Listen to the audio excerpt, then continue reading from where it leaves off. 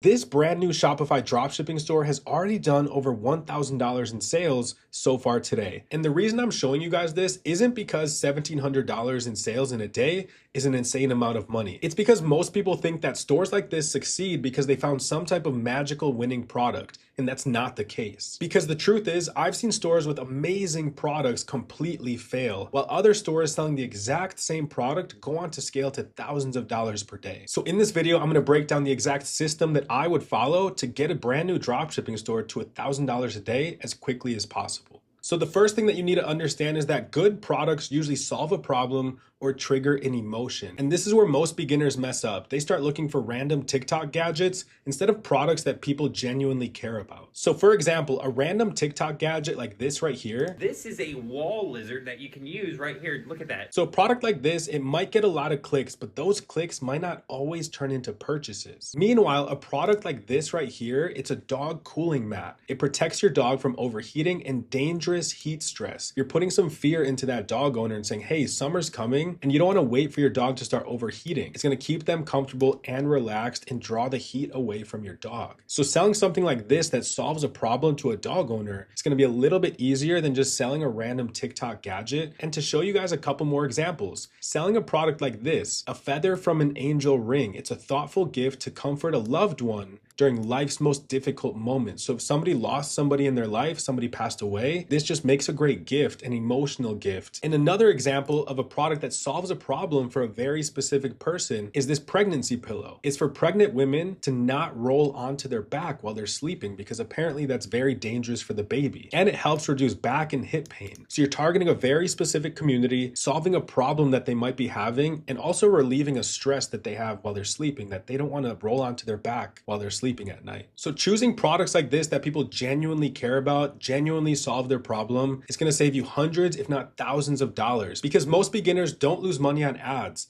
They lose money testing products that nobody actually wanted in the first place. But even if you do find a great product, most stores can still fail because you can have the best product, but if your store feels sketchy, outdated, untrustworthy, customers are going to leave immediately because most customers within seconds after clicking your ad will decide if your store is trustworthy or they're leaving. So to show you an example, you want to keep this extremely simple, just like this brand right here. All of the colors look good, feel good. They're using different blues. The product image is strong. It's exactly what the ad was advertising. The color swatches look great. They have some urgency here, limited stock, only a few left. And they have a really good offer. They're saying buy one for $75 or buy one, get one free for $75. So chances are most people are just going to say, hey, why would I not get two of these? And scrolling further down, they have social proof, a lot more social proof. So this right here is an example of what you should do. To show you guys an example of what not to do, this store is selling the exact same product. It just doesn't look good. If you look here, their logo,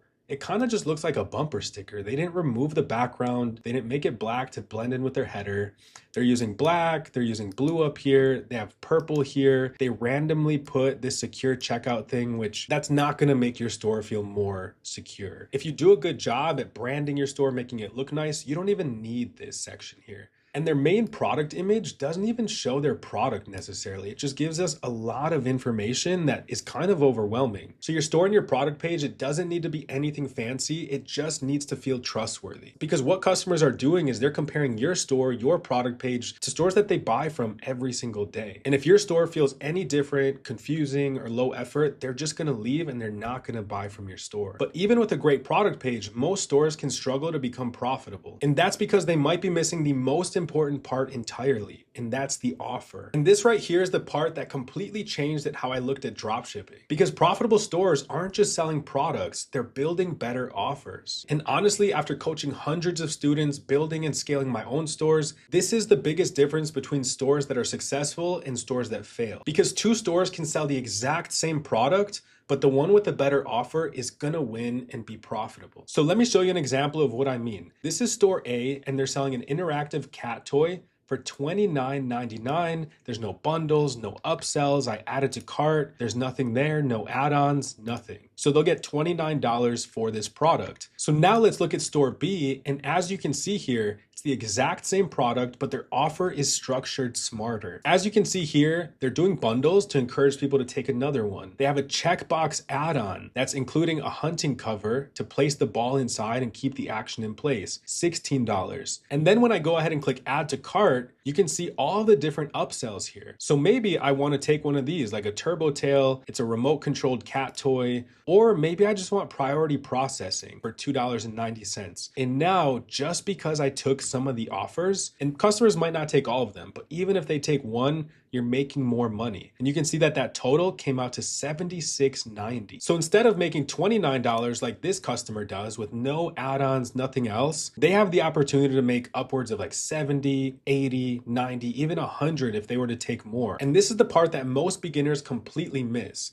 You don't need more customers. You need to make more money from the customers that you already have. And the craziest part is most stores still aren't doing this properly. So let me show you some real examples. And for Checkbox upsells, just like this brand has on their website, it's just a toggle switch, or just like they have here as well, I like to use an app called CheckBoost. And in just the last 3 months, as you can see on this store, it's made over $7,000 in extra revenue because of that toggle switch on the product page. And then for cart upsells, like you see here, when somebody clicks add to cart, I like to use an app called UpCart. And as you can see here on this store in the last 90 days, UpCart has made an extra $3,900 by just offering products in the cart. To increase my average order value even further, I like to install an app called AfterSell, as you can see here. And in the last 90 days, this has made my store an extra $1,500 in sales, plus an extra $250 right here. And what this app does is it shows customers offers after they've already paid for their order. And then even after the sale, I continue to monetize. I use an app called ParcelWill, and as you can see, it's already made this store $640 in extra revenue just because customers are tracking their order on our track order page. Also, they're buying based on their shipping notifications. And most stores completely ignore their track order page, even though customers are constantly coming back to that page to check on their order. So instead of wasting that traffic, I show customers different offers using this app called ParcelWill. And just to show you guys how it looks, once a customer tracks their order, before they can see the order details, they're shown just some other products that they might be interested in. Let's say we have a dog store and they bought a dog product. Imagine showing them just a bunch of other best-selling dog products. And then with their shipping notification emails, I'll show you in a second, we can give them discounts on every single order update email they're getting. So shipping notifications, it lets customers know every step of the way of what's going on with their order, which builds trust and keeps them informed and less where's your order emails. So on this demo store, you can see that it shows them offers at the bottom of every single email, and it gives them a discount as a thanks for shopping with us. So at every touch point, you can give them a 10% discount, 20% discount, and just show them other products that you have. And the other thing I like about ParcelWill is that if you're drop shipping and let's say your supplier or your agent is from overseas, they have a drop shipping mode. And the nice thing about drop shipping mode is it hides all Chinese origins or from anywhere overseas. And just to show you guys what that looks like, it doesn't really say like the city or the place that it's coming from until it gets to the United States. So customers won't necessarily see that it's like from overseas. Just imagine if the store didn't have CheckBoost, that'd be $7,000 lost. Or didn't have UpCart, that's another $4,000 lost. Or it doesn't have Parcel Panel, that's $640 lost, as well as AfterSell, which was another like $1,500, $2,000 lost. So when you stack all of these things together, that's when stores really start to become profitable. It's not because they found some secret winning product, it's because they built a better offer around that same product that somebody else is selling. Now let's talk about advertising. And honestly, this is another area that beginners way overcomplicate. So let me show you the exact testing strategy that I use anytime I launch a new product. As you can see, I have a campaign ready to launch here at $75 a day. I have one broad targeting ad set targeting the United States. And if I click further, you can see that I have 10 different creatives. Some are more aesthetic videos, some are more UGC based where it's people talking about the product, and that's it. So I keep it simple and it's not a complicated setup. So the reality is that most profitable stores win